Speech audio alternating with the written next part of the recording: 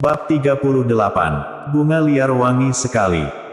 Orang yang disebut sebagai Tuan Yan Goleh Choki Su dan Robin Luo, adalah orang yang seperti apa hebatnya.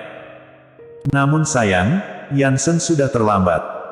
Tuan Yang, tadi aku terlalu senonoh, dan membuat Anda marah, mohon Tuan Yang maafkan aku. Yansen segera berjalan maju, dan berkata dengan hormat.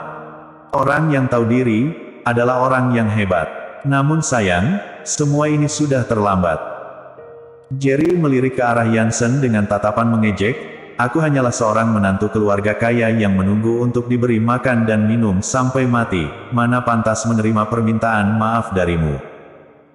Perkataannya itu penuh dengan aroma sarkasme, hal itu membuat Yansen marah dan malu, namun ia tidak bisa meluapkannya. Choki dan Robin pun langsung mengerti apa yang terjadi, kedua orang itu saling bertatapan mata, Choki pun langsung membentak, beraninya bersikap tidak sopan terhadap Tuan Yang, benar-benar tidak tahu hidup dan mati, minggir sana. Seketika wajah Yansen pun berubah, ia segera berkata, Komisaris Wu, aku tadi benar-benar tidak sengaja. Komisaris Su menyuruhmu untuk minggir, apa kau tidak mengerti bahasa manusia? Kata Robin dingin. CEO Luo, kali ini aku datang ke Jiangsu, mewakili grup Cheng He, untuk membicarakan masalah kerjasama dengan perusahaan Anda. Belum sampai Yansen selesai bicara, Robin langsung memotongnya, tidak perlu buang-buang waktu, dari mana datangnya kau, kembalilah kemana, mulai hari ini, seluruh kerjasama dengan grup Cheng He, grup Yan Chen akan menolaknya semua.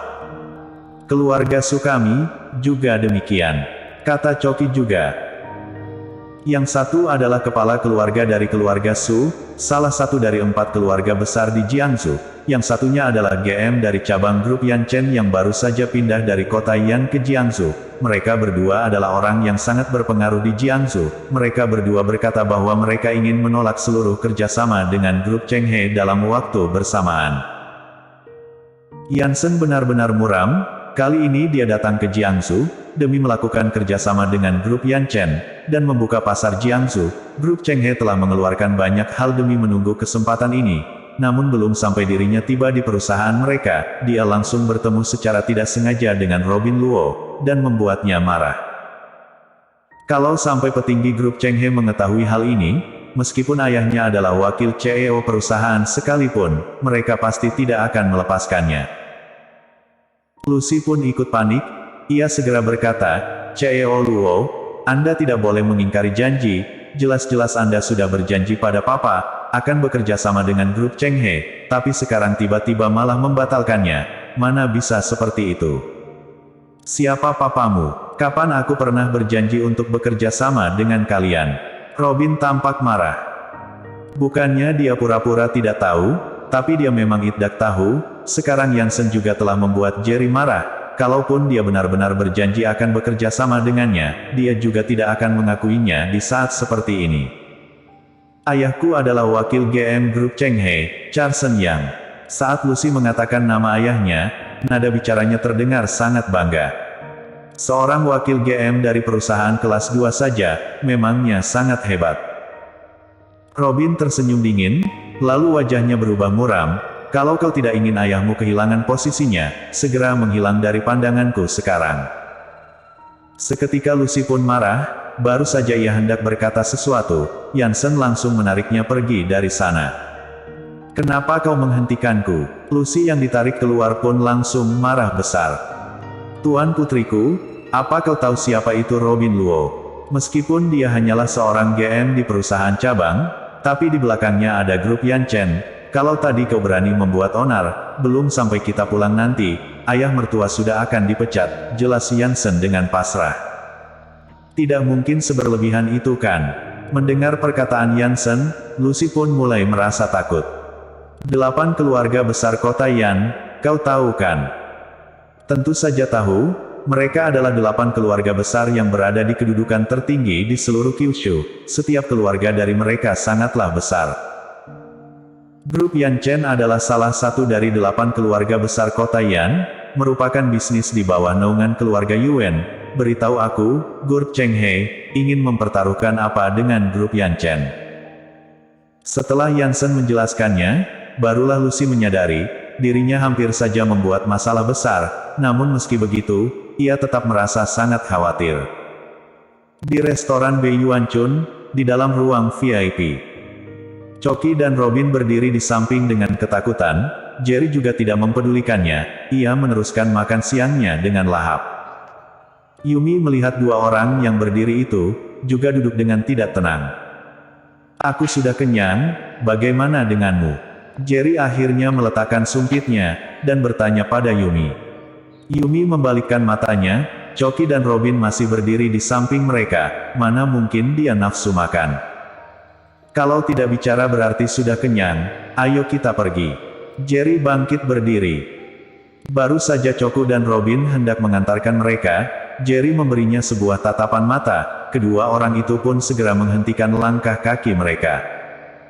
Setelah berjalan mengikuti Jerry keluar dari restoran, barulah Yumi merasa tenang. Sudah, kita juga sudah makan, sekarang aku boleh pergi kan?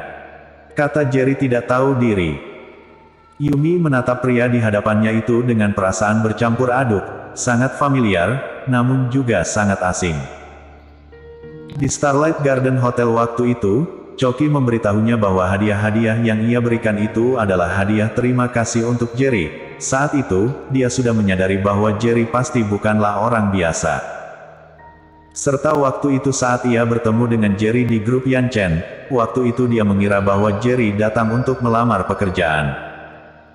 Lalu ditambah dengan sikap Choki dan Robin yang sangat hormat terhadap Jerry tadi, hal itu membuatnya semakin yakin, Jerry tidaklah sesederhana kelihatannya.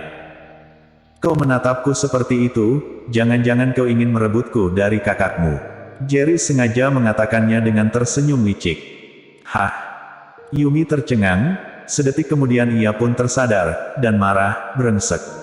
Minggir sana. Siap laksanakan. Jerry segera menghilang dari pandangannya. Sampai akhirnya Jerry pergi, barulah Yumi menyadari dirinya telah dipermainkan. Jelas-jelas Jerry sengaja menghindar dari dirinya, karena dia takut ditanyai yang macam-macam. Siapa kau sebenarnya? Yumi bergumam sendiri melihat ke arah perginya Jerry. Belakangan ini, setiap malam Jerry selalu video call dengan Lacey dengan mengatasnamakan putrinya merindukannya. Lacey juga tidak menolaknya, hubungan mereka berdua pun berkembang dengan pesat. Baru saja waktu pulang kantor tiba, Jerry sudah menunggu di depan pintu grup Sanhe. Tak lama kemudian, ia pun melihat Lacey yang kelelahan berjalan keluar. Baru saja ia hendak berjalan ke depan, sebuah Maybach yang baru berhenti di depan Lacey, sesosok pemuda turun dari mobil itu. Jerry menyipitkan kedua matanya, ternyata si bodoh itu lagi, saat dia baru saja kembali ke Jiangsu, dia pernah bertemu dengan anak itu di rumah lama keluarga Qin. Yuri ingin Lacey menikah dengannya, sepertinya namanya adalah Jordi Wang. Jordi membawa sebuket besar mawar merah, sepertinya ada 999 tangkai.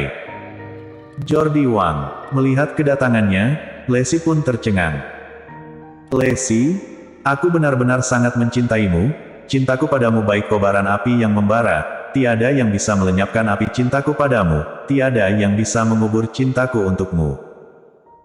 Hari ini, aku memberanikan diri untuk memberitahumu, aku ingin memilikimu. Aku ingin kau menjadi wanita milikku. Aku ingin kita bersama selamanya. Lacey, jadilah pacarku, iya. Entah dari mana Jordi mencari kata-kata romantis sepanjang itu, lalu menghafalnya dengan sepenuh hati. Dia berlutut dengan satu kaki, dan mengangkat buket mawar itu dengan kedua tangannya. Saat ini adalah waktu pulang kerja, di depan kantor penuh dengan orang-orang yang hendak pulang. Melihat ada yang sedang menyatakan perasaannya, orang-orang pun berkerumun kemari dan berteriak-teriak. Lacey tercengang, ia tampak malu. Jordi, bukankah aku sudah mengatakannya padamu? Aku sudah menikah, seumur hidup aku tidak mungkin menerima perasaanmu.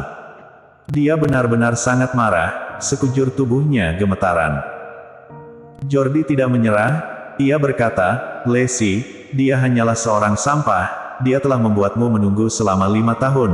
Apa kau tahu, seberapa pentingkah waktu 5 tahun, bagi seorang wanita? Pria seperti itu, mana pantas memilikimu? Dia tidak pantas. Dia bukan orang seperti itu. Tutup mulutmu, kata Lacey marah. Jerry yang baru saja hendak berjalan ke sana, mendengar perkataan Lacey, langsung merasakan kehangatan di dalam hatinya.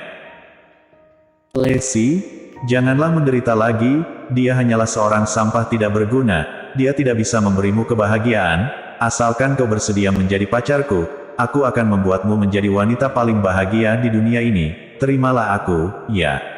Kata Jordi dengan sungguh-sungguh. Tiba-tiba, Jerry pun muncul di sebelah Jordi, Lacey sangat terkejut. Jerry tersenyum lembut padanya, ia membawa sekuntum bunga liar di tangannya. Bunga itu baru saja ia petik dari pinggir jalan, di hadapan semua orang, ia memberikannya pada Lacey, untukmu. Kau, Jordi juga melihat Jerry, melihat bunga liar di tangannya, wajahnya pun tampak malu dan marah. Haha, dia ini datang untuk melucu ya. Bukankah bunga itu adalah bunga liar pinggiran jalan? Seorang pria miskin yang membawa sekuntum bunga liar, masih ingin beradu dengan seorang pria kaya yang menyetir Maybach dan membawa 999 kuntum bunga mawar. Melihat bunga liar di tangan Jerry, seluruh orang pun tertawa. Namun tepat saat mereka sedang tertawa, Lacey menerima bunga itu, lalu menciumnya di hidungnya, dan tersenyum, wangi sekali, aku suka. Bersambung.